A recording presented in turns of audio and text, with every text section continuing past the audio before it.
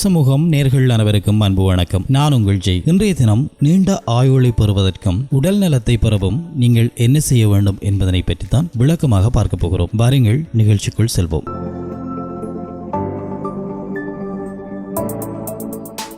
வாழ்க்கை முறை ஆரோக்கியமானதாக இருந்தால் புற்றுநோய், இதய கோளாறுகள் மற்றும் நீரிழிவு நோய் இல்லாமல் ஆயுள் பெண்களுக்கு 10 ஆண்டுகளும் ஆண்களுக்கு 7 ஆண்டுகளும் அதிகரிக்குமாம் என்று உடல் நலம் குறித்த ஆய்வொன்றில் தெரிய வந்துள்ளது. உடற்பயிற்சி செய்வதை வழக்கமாக்கிக் கொள்ள வேண்டும். மது குடிப்பதை மிதமான அளவுக்கு வைத்துக் கொள்ள வேண்டும். உடல் எடை ஆரோக்கியமான நிலையில் இருக்க வேண்டும். உணவு வகைகள் ஆரோக்கியமானவையாக இருக்க வேண்டும். புகைப்பிடிக்க கூடாது என்று பல ஆலோசனைகள் இதில் கூறப்பட்டுள்ளன. அமெரிக்காவில் நடத்தப்பட்ட இந்த ஆய்விலே 1,11,000 பேரை 20 ஆண்டுகளுக்கு மேலாக கண்காணித்து வந்தனர். இந்த ஆய்வில் பொதுமக்களுக்கு ஆக்கப்பூர்வமான தகவல் கிடைத்துள்ளது என்று பாஸ்டனில் உள்ள பொது சுகாதாரத்துக்கான ஹார்வர்டு கல்லூரியைச் சேர்ந்த இந்த ஆய்வை தலைமை ஏற்று நடாத்திய டாக்டர் பிராங்கியூ கூறியுள்ளார். ஆரோக்கியமான வாழ்க்கை முறை என்பது என்ன? இந்த ஆய்விலே பங்கேற்றவர்களிடம் அவர்களின் 50வது வயதில் பின்வரும் 5 விடயங்களில் 4 விடயங்களை பின்பற்றுகிறீர்களா என்று கேட்டபோது ஒருபோதும் புகைப்பிடித்ததில்லை. ஆரோக்கியமான சமச்சீரான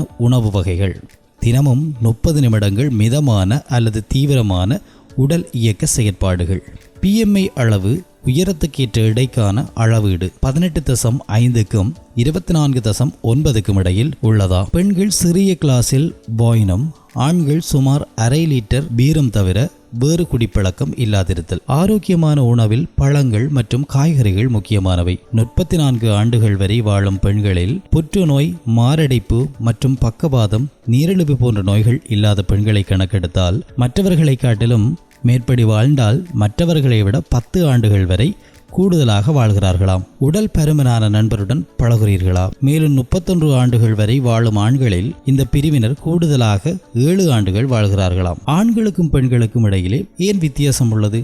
சராசரியாக ஆண்களை விட பெண்கள் நீண்ட காலம் வாழ்கிறார்கள் என்ற உண்மையுடன் தொடர்புடையதாக அது இருக்கலாம். இந்த ஆய்வில் பங்கேற்றவர்களில் மிக ஆரோக்கியமாக உள்ள ஆண்களும் பெண்களும் ஒருபோதும் புகைப்பிடிக்காதவர்களாக உள்ளார்கள். தினமும் 15க்கு மேற்பட்ட சிகரெட் பிடிப்பவர்கள், உடல் பருமனாக உள்ள ஆண்கள் மற்றும் பெண்கள், PMI அளவு 30க்கு மேல் உள்ளவர்கள் நோயற்ற வாழ்வு வாழ்வதற்கான வாய்ப்பு குறைவுதான் என்று ஆய்விலே தெரிய வந்துள்ளது. ஆனால் இரு பாலாருக்கும் பொதுவான சில விஷயங்கள் உள்ளன. ஆரோக்கியமான வாழ்க்கை முறையை கடைபிடித்தால் புற்றுநோய், இருதய கோளாறுகள், நீரிழிவு போன்றவற்றுக்கான ஆபத்துக்கள் குறைவதுடன் மட்டுமின்றி மற்ற நோய்கள் இருப்பதாக கண்டறியும் போது இந்த ஆண்கள் மற்றும் பெண்களின் ஆயுள் மேம்படுத்தப்படுவதாக தெரிவிக்கப்பட்டுள்ளது. ஏன் இந்த நோய்கள் மீது மட்டும் கவனம் செலுத்தப்படுகிறது?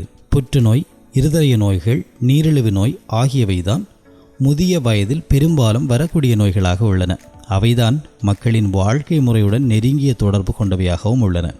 உதாரணமாக, அதிக உடல் எடை அல்லது உடற்பருமனாக இருப்பது, மார்பக புற்றுநோய், குடல் புற்றுநோய், சிறுநீரகம், கல்லீரல் மற்றும் உணவு குழாய் புற்றுநோய் உள்ளிட்ட 13 வெவ்வேறு வகையான புற்றுநோய்களுடன் தொடர்புடையதாக கண்டறியப்பட்டுள்ளது. சில புற்றுநோய்கள் உடல் பருமன் போன்ற வாழ்க்கை முறை காரணிகளுடன் நெருக்கமான தொடர்பு கொண்டவையாக உள்ளன. புற்றுநோயாளிகள் தங்கள் வாழ்க்கை முறையாக மாற்றிக்கொண்டால் 10ல் 4 பேர் அதை தவிர்க்க முடியும் என்று பிரிட்டானிய புற்றுநோய் ஆராய்ச்சியில் தெரிய வந்துள்ளது. பதப்படுத்திய மாமிசத்தை குறைத்தல், நார்ச்சத்துள்ள உணவை அதிகம் சாப்பிடுதல், சூரிய வெப்பத்தில் இருந்து தோலை பாதுகாத்து கொள்ளுதல் போன்றவை செய்யலாம் என்று அதில் குறிப்பிடப்பட்டுள்ளது.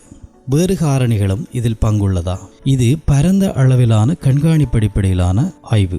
எனவே நோயற்ற வாழ்வை நீடிப்பதற்கு இந்த வாழ்க்கை முறைகள் தான் நேரடி காரணிகளாக உள்ளன என்று முடிவுக்கு வந்துவிட முடியாது. மற்ற காரணிகளை பற்றி அறியவும் முயற்சி மேற்கொள்ளப்பட்டது. குடும்பத்தின் மருத்துவ வரலாறு, மரபு வழி பின்னணி, வயது போன்றவை இந்த முடிவுகளில் தாக்கத்தை ஏற்படுத்தலாமே என்று கருதப்படுகிறது. மூலிகை மருந்துகள் புற்றுநோய் குணமாவதை தாமதப்படுத்தலாம். மலட்டுத்தன்மைக்கு சிகிச்சை பெறும் ஆண்களுக்கு புற்றுநோய் ஆபத்து.